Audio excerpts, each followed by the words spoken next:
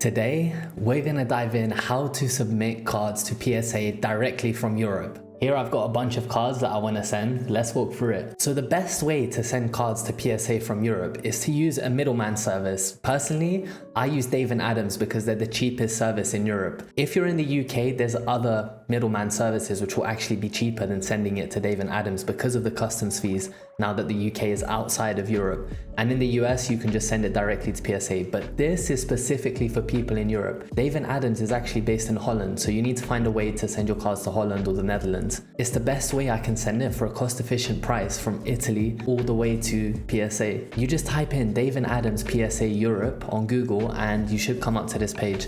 All you have to do is fill in your information, put your last name, email address, phone number, your address, and then you basically select the pricing level. So for me personally, I tend to send stuff with the value bulk, which is €20.57 per card, which is not too bad, right? One thing that you guys should keep in mind when you're sending cards to PSA is don't send cards that are gonna get like a PSA 5 and then you're not gonna make any money on the cards, or it's actually gonna lose value. You have to make sure that you're sending cards where if you add the shipping price and you add however much it costs to grade the card, then the potential value of the card goes up. You don't want to send the card to PSA and then it comes back and it's worth less than how much it costs you to send it to grade and then receive it back. So you want to send cards that actually have a decent value. So in this case, the cards only have a maximum insured value of $500. So if the card is worth more than $500 after it's been graded, PSA will usually upcharge you. But with Dave & Adams, they'll just send you an email or something and get you to pay the extra charge. So that's something to keep in mind. You don't want to send the first edition base set Charizard to the bulk submission, because if that grades a 9 or a 10, it's worth way more than that and PSA will upcharge you. So that's something to keep in mind. The only thing you need to be aware of is whatever order you put here, you have to put the cards in the same order when you send them to Dave & Adams. For example, if the card came out in 2025, let's use the Umbreon. Something to keep in mind when you're looking for the year of your card. So I said 2025, but this card actually came out in 2024. If you just look at the corner here, you can see 2024.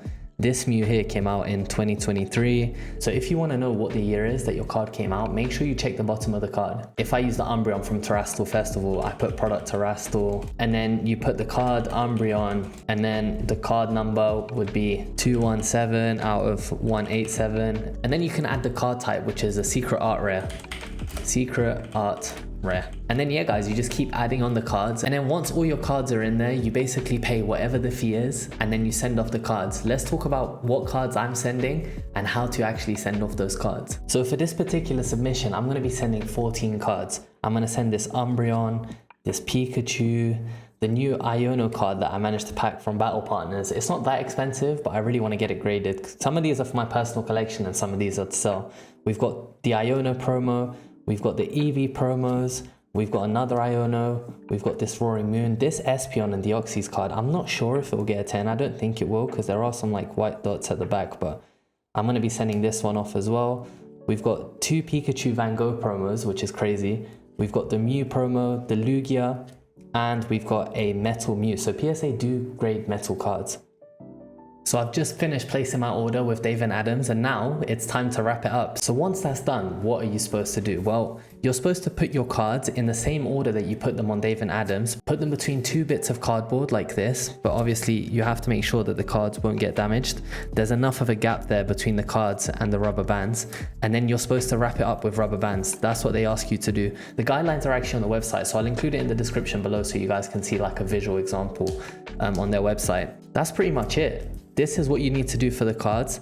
The next step now is basically putting them in a box. So you want to grab some like bubble wrap or something like that. Get yourself a box. I've used an old CPU box here because this kind of fits in there perfectly, as you guys can see. It will just sit in there perfectly, but I am going to bubble wrap it as well just to make sure nothing happens. So all I have to do now is put the bubble wrap package in there, put the invoice that they sent me, and that's it really, guys.